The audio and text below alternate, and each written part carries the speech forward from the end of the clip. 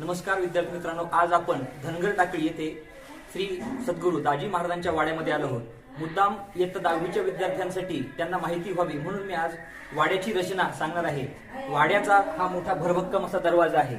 या दरवाजाचं संरक्षण करणारा भाग म्हणजे ही आगळ. ही आगळ या ठिकाणी ही जी देवळी आहे, देवळी म्हणजे भिंतीमध्ये असलेला एक प्रकारचा रखाना, थोडक्यात एक खड्डा. हा खूप मजबूत अशा प्रकारच्या दगडामध्ये तयार केलेला असतो. याच्यामध्ये हे लाकूड ठेवलेलं असतं. ह्या लाकडाला आगळ म्हणतात. ही आगळ बाहेर ओढण्यासाठी याला एक लोखंडी अशा प्रकारचं कड दिसत आहे. हे कडे वेगवेगळ्या प्रकारचे वेगवेगळ्या धातूचे असते आपल्याला पाहायला मिळतात. एकदा का जर आपण ही आगळ त्या देवळीतून बाहेर काढून दुसऱ्या बाजूला देवळीत टाकली तर या वाड्याच्या दरवाजाचं भरभक्कम असं कवच तयार होतं. बाहेरून कितीही शक्ती लावली तरी आता हे दरवाजा उघडणं कोणालाही शक्य होणार नाही.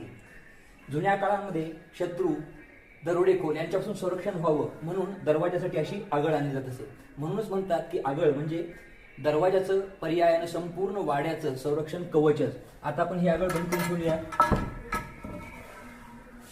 उजव्या बाजूला आणि डाव्या बाजूला आपण जे पाहतो या भागाला ढाळज म्हणतात. ही ढाळज म्हणजे जुन्या काळातली बैठक, आलेली पाहुणे मंडळी या ठिकाणी बसत असे. यानंतर हा पुढचा जो भाग आहे या भागाला चौक म्हणतात. या ठिकाणी सर्व प्रकारची वाळवणं आणि बाकीचे इतर कार्यक्रम या ठिकाणी व्हायचे. समोर जी आहे ती ओसरी किंवा त्याला सोपा म्हणतात आणि त्याच्या पलीकडे वाडा आणि त्याच्या मधल्या बाजूला स्वयंपाकघर अशी ही जुन्या वाड्यांची रचना असायची.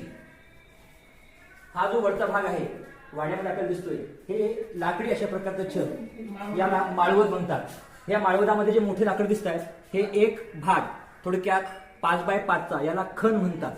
आणि जुन्या काळामध्ये अशा खणावरून वाडा किती मोठा आहे ओळखलं जायचं. हा वाडा जवळपास 50-60 खण इतक्या मोठ्या प्रकारचा हा वाडा आहे.